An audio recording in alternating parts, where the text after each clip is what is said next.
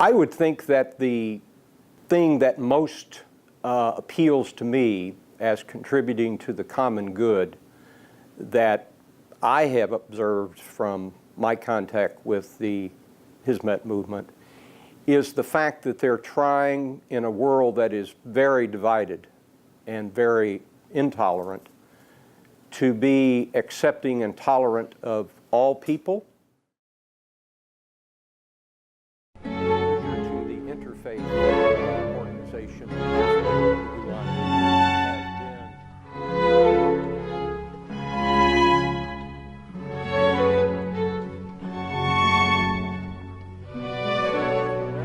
between the Hizmet Movement and other similar either faith.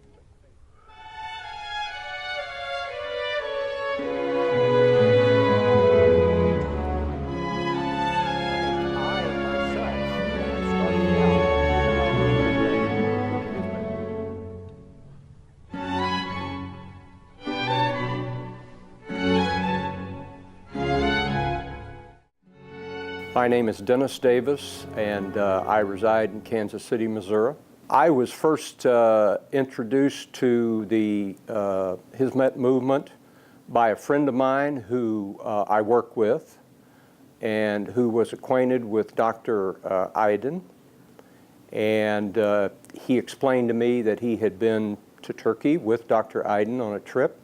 I expressed an interest, and then I was introduced to Dr. Aydin. My overall opinion is that the people that I have been exposed to in the now 4 years that I have been involved with the Hizmet Movement here in Kansas City is that to a person, the people are some of the most dedicated and most personable people I certainly have ever met.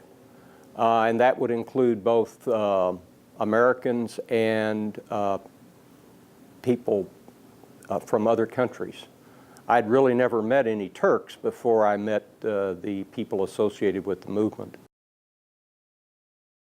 I have read 2 works by Mr. Gulen, and I found them challenging. I have watched some informational clips off of YouTube and read some things.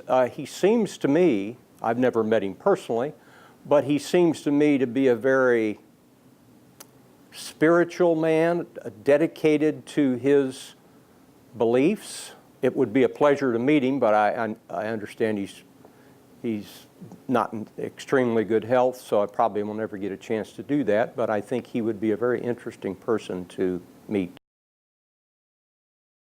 I would think that the thing that most appeals to me as contributing to the common good that I have observed from my contact with the Hizmet Movement is the fact that they're trying, in a world that is very divided and very intolerant, to be accepting and tolerant of all people, regardless of their race, religion, where they reside.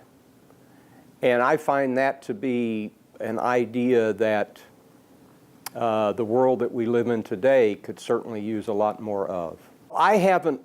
My contact with Islam prior to becoming acquainted with the people in the Hizmet Movement was very, very minimal. But I immediately observed that they were, to a person, pious people, but not in any way off-putting to me or the people that I knew that were involved at the same time I was. And it seemed to me, if you were looking for ambassadors, if we can use that word, from the Islamic world to the Western world, the Christian, Jewish, or even Buddhist world, you couldn't find better ambassadors because of the tolerant views that the people that I've been involved with in the Gulen movement have expressed to me. There's many similarities between the Hizmet movement and other similar either faith-based or secular organizations that promote world peace and world tolerance. But I think that the unique aspect that the Gulen movement brings to that mix of those types of organizations is the fact that they combine what I understand to be all of the beliefs of the Islamic world: charity, acceptance. They seem to embody all of those and apply them to everyone, regardless of their race, creed, or religious beliefs. Exposure to the interfaith organizational aspect of the Gulen movement has been very positive. I have been able to make acquaintances and what I consider to be very good friendships with people involved with the interfaith dialogue, and such as Dr. Ayden and the other people here in Kansas City. I've been to a number of the functions that are sponsored by the Interfaith Dialogue and have seen the real participation of other faiths and other viewpoints in those various gatherings that I've been with, and my exposure has been as positive as I think it could have been had I been trying to construct it in my own mind. I think that the emphasis that the Gulen movement puts on education is got to be one of the most satisfying aspects of it from my standpoint. If you do not reach out to the young people and give them a chance to reach their potential, then you're really missing an opportunity that'll never come again until the next generation of young people come by. I have visited a number of Hizmet schools, both here in Kansas City and in Turkey when I was traveling there. I was amazed at the earnestness and the dedication, but still, they were still kids, of all the students. They were obviously enjoying themselves, and from what I could observe, were enjoying being educated. When I was in Turkey on 2 occasions with representative of Hizmet movement, we went to visit, I guess you would call them affiliated charitable organizations in and around Istanbul primarily. That was another aspect of it until I went to Turkey and got a chance to meet some of those people.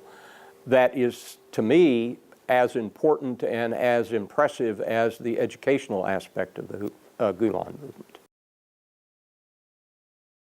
To be perfectly frank, I myself, when I started out with the people with the Hizmet movement that I met, I thought, wait a minute, these people are too good to be true. They can't possibly be this dedicated and forthcoming all the time. And being the cynic that I am, I looked for occasions when there were perhaps the real face would be shown through. I never saw that. The level of dedication and really enjoyment that they seemed, the Hizmet, the people associated with the movement seemed to get from it is, to me, quite inspiring and unusual. So I've been very impressed with their dedication and their sincerity.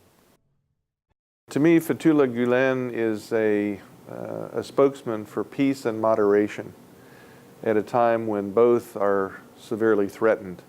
In my opinion, this particular movement, Hizmet movement, is an embodiment of sincerity.